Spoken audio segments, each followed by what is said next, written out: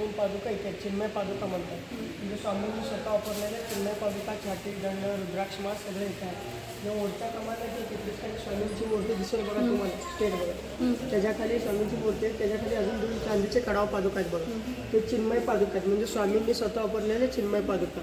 स्वामींनी सुवास ते बाळाप्पा देऊन बाळाप्पा महाराजांनी मठ स्थापन केलं 1901 मध्ये. आता या मठाला 124 वर्ष रनिंग चालू आहे.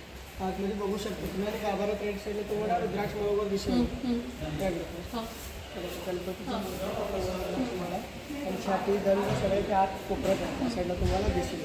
तर स्वामींनी स्वतः वापरलेलं बाळाप्पाने दिलेलं सर्व पादुका आहे, प्रत्येक सर्व पादुका म्हणजे बाळाप्पा मूळ फोटो.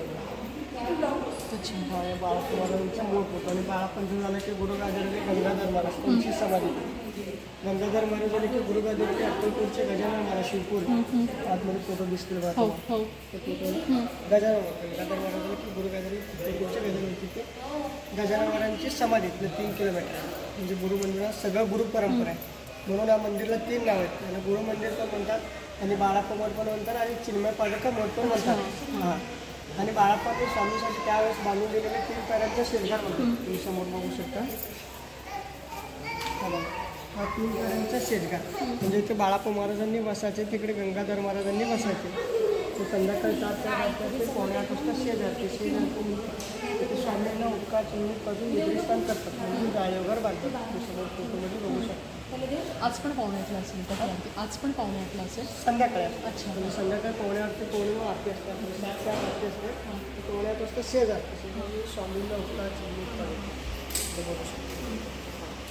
म्हणजे तर स्वामींची पावलं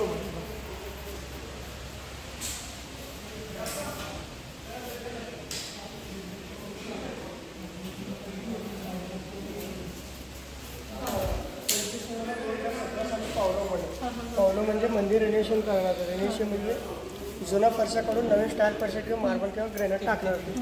म्हणजे ज्या दिवशी फरशा बदलणार होते त्या दिवशी प्रत्यक्ष स्वामींचं पावलं म्हणजे स्वामींनी असं प्रचित दिलं की जुनं आहे ते तसं रोज नवीन काही करू नका. म्हणजे आहे ते तसं करत काय बदलले नाही. तुम्ही यूट्यूबमध्ये पण पाहिलं असेल ना, असं सगळीकडे 100-150 पावलं तुम्हाला दिसतील यूट्यूबमध्ये. काही ठिकाण गेलं, काही ठिकाण सुरक्षित आहे तुम्हाला, इथं पण दिसते बघा थोडंफार. म्हणजे हा म्हणजे काम तिथेच थांबवलं.